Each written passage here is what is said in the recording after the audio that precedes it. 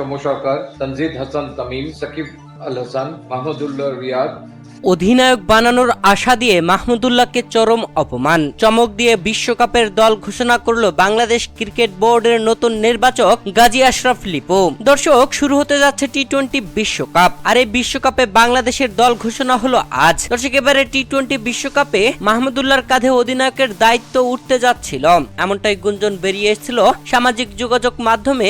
জিম্বাবুয়ের বিপক্ষে শেষ ম্যাচের পর মাহমুদুল্লাহর সাথে ক্লোজ ডোরে নাজমুল হাসান পাপনের মিটিং এর পর তবে সেই গুঞ্জন উড়িয়ে দিল আজ বাংলাদেশের স্কোয়াড ঘোষণা করে। দর্শক, টি-20 বিশ্বকাপের জন্য বাংলাদেশের ঘোষিত দলে সেরকম কোনো চমক নেই। এবারে টি-20 বিশ্বকাপে বাংলাদেশ দলের 15 সদস্য থাকছেন অধিনায়ক হিসেবে নাজমুল হোসেন শান্ত, সৌম্য সরকার, তানজিদ হাসান তামিম, লিটন দাস, সাকিব আল হাসান, মাহমুদুল্লাহ রিয়াদ, তৌহিদ হৃদয়, জাকের আলী অনিক, মেহেদী হাসান, রিশাদ হুসাইন, তাসকিন আহমেদ, তানভীর ইসলাম, মোস্তাফিজুর রহমান, শরীফুল ইসলাম, তানজিম হাসান সাকিব। 15 সদস্য ছাড়াও বাকি 2 জন খেলোয়াড় রয়েছেন রিজার্ভে, যেখানে আফিফ হুসাইন আর হাসান মাহমুদ রয়েছেন। দর্শক, বাংলাদেশের এই দলটাকে বেশ ভালো বলতে পারছি না, কেননা জিম্বাবুয়ের বিপক্ষে যেমনটা পারফরমেন্স করেছে বাংলাদেশ, তবে এই দল যে আহামরি কিছু করতে পারবে না এমনটা বোঝাই যাচ্ছে। তবে দলে প্রয়োজন ছিল মেহেদী হাসান মিরাজকে, আর অধিনায়কের দায়িত্ব থেকে নাজমুল হোসেন শান্তকে সরিয়ে মাহমুদুল্লাহকে দিলে সবচেয়ে ভালো হতো। দর্শক, এই ছিল আমার মতামত। আপনার কি মতামত অবশ্যই জানাবেন ভিডিওর কমেন্ট বক্সে।